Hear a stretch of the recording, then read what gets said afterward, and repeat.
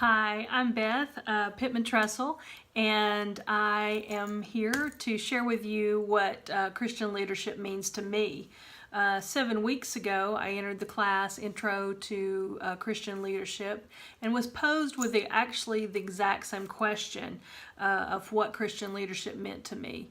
And although I'd like to say, and probably this will be much to my instructor's chagrin, that I haven't really changed my view on what Christian leadership is and what it really means to me. Although all of the classwork and through the study, things have helped to deepen and add to the depth of knowledge on my definition of Christian leadership, but hasn't really gone to change it to some other form of the definition that I had.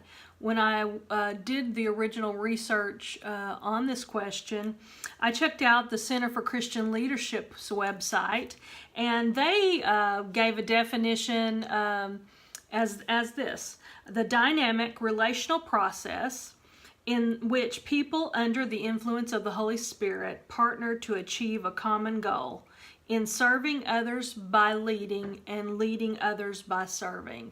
And I believe that I can take that on and incorporate that as my own personal definition of Christian leadership. We've studied many approaches to leadership.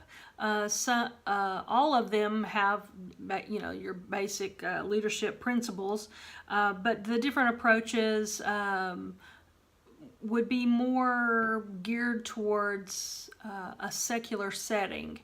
While I feel like that Christian leadership can equip us both to lead in the Christian arena as well as in the secular arena.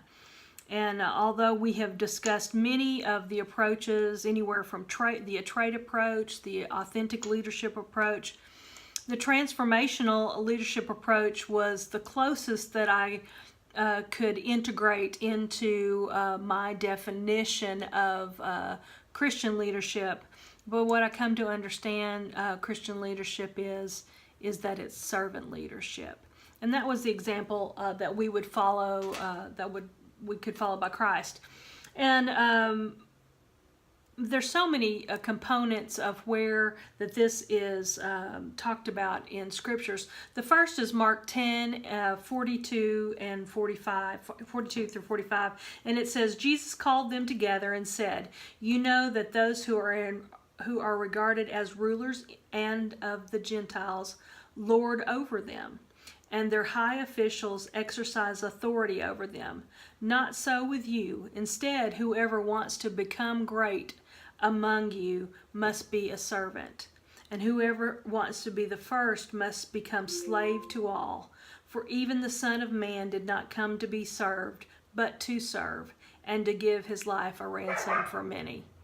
And I believe that is one of the components to Christ's example of leadership, and that of servant leadership. Of course, all throughout the Gospels, it's repeated his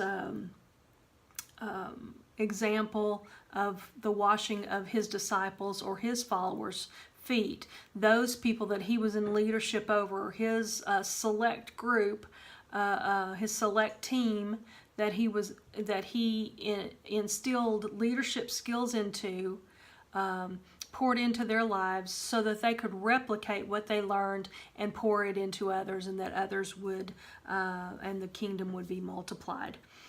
Following Christ is really the nature of the endeavor of multiplication. Leading is developing. Mentoring and training other leaders is the heart of the equation. All Christians are Christians because someone shared the good news of Jesus Christ with them. None of us would be Christians, and none of us would be followers of Christ if somebody had not done that. The foundational element of Christian leadership is therefore servanthood. Those who lead have the express purpose of leading others to lead. When Christ said, "Follow me," He was in essence extending an invitation to all those who would choose to do so, an opportunity to enter in the greatest leadership development.